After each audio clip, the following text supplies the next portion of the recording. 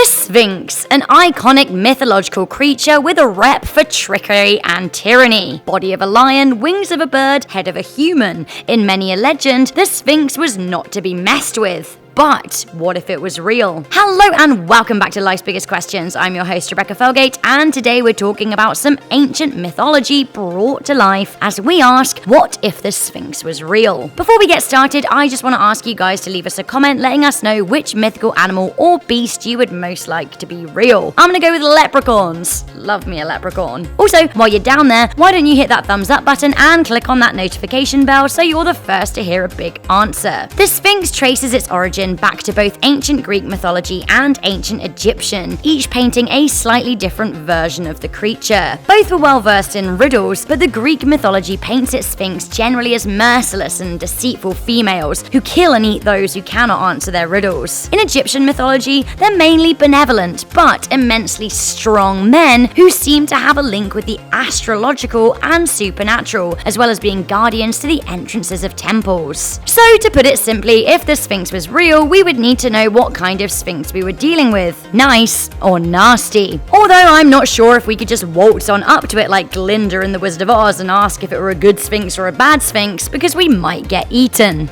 Never ideal. In ancient Greek, Oedipus meets a Sphinx who had taken up residence in Thebes and was killing passers-by who couldn't answer her riddle. I don't know how many Sphinx would exist today, but assuming they saw a similar population as they did in ancient Greek and ancient Egyptian mythology, they wouldn't be a day-to-day occurrence. Perhaps we would develop Sphinx reports, like grizzly bear reports, when they meander off trail. That being said, the Sphinx are more intelligent than grizzly bears, who are just living their lives in nature. With the Greek reading, anyway, it seems that the Sphinx plant themselves in big cities to cause maximum damage. Cities like New York, Los Angeles, London, Tokyo, Shanghai, Sydney, Mumbai, Bangkok, they could all fall victim to a Sphinx. Sphinx can fly, so it is possible that air traffic controls would be able to see one coming. Would we want to shoot them down to avoid death tolls of people who can't solve their riddles? Would shooting them down cause a whole flock of the beast to descend on a city? If Sphinx were real, people would need to be well versed in riddles for their own safety, for answering a riddle is the only way to survive a bad Sphinx. I have to say, a part of me is kind of happy about this. Imagine if self-protection relied on you using your brain rather than your finger on a trigger. Perhaps if this were the case, from the off people would be better thinkers and problem solvers. Maybe we would be more literary, shrewd and discerning, which may make us better in so many ways in day-to-day life. Or maybe we would have made phone apps to solve Sphinx riddles. Why use our brains to solve day-to-day problems when we can use our brains to invent a device that makes using our brains to solve problems defunct in the future? The Sphinx are intelligent and treacherous though. They never stop using their brains. Perhaps they would find a way to disable the phone networks. Then we would be screwed.